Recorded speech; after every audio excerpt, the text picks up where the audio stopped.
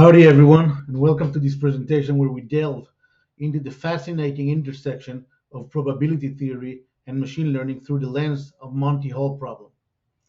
This classic puzzle, originating from a game show scenario, presents us with three doors, one hiding a car and the others hiding goats. The player picks a door and then, in a twist, is offered a chance to switch after one of the non-chosen doors is revealed to contain a goat. So the player has a dilemma: stick with the initial choice or switch after a goat is revealed.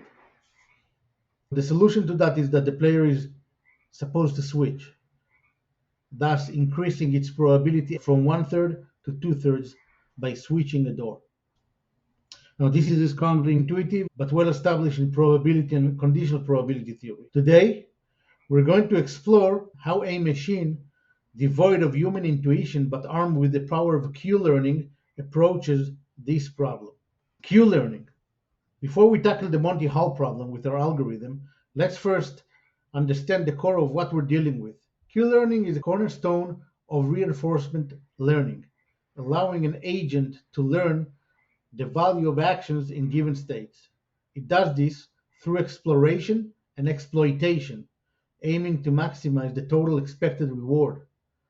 The heart of Q-learning can be captured by this fundamental formula, which updates the Q values based on the rewards received for actions taken.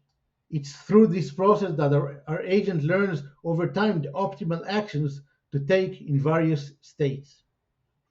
Implementing Q-learning from Monty Hall. Now let's dive into how we've applied Q-learning to the Monty Hall problem. In our simulation, the environment represents the game show, complete with three doors and a car randomly placed behind one of them.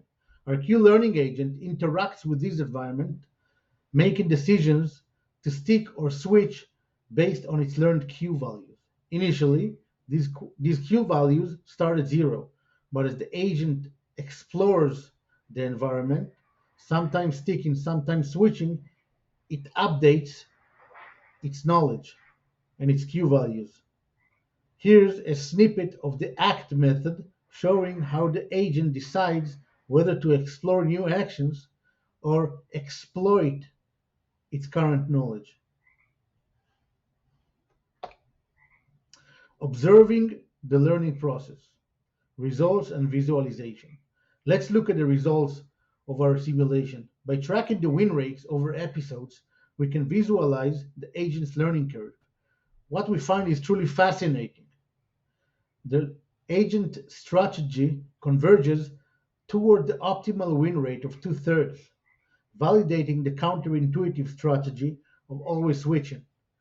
This graph here illustrates the agent's improvement over time, a testament to the power of Q-learning in deciphering and mastering the Monty Hall problem underlying probabilities. Conclusion and insights. Q-learning's ability to uncover the optimal strategy validates its power in decision-making scenarios. As we wrap up our journey through the application of Q-learning to the Monty Hall problem, we're left with several key insights. This project not only highlights the algorithm's capability to learn optimal strategies, but also underscores the importance of balancing exploration with exploitation. Furthermore, it showcases the value of applying machine learning to classical problems, offering us fresh perspective and deeper understanding. This exploration is just the beginning, and I encourage you all to dive deeper and experiment and continue the conversation around the applications of reinforcement learning.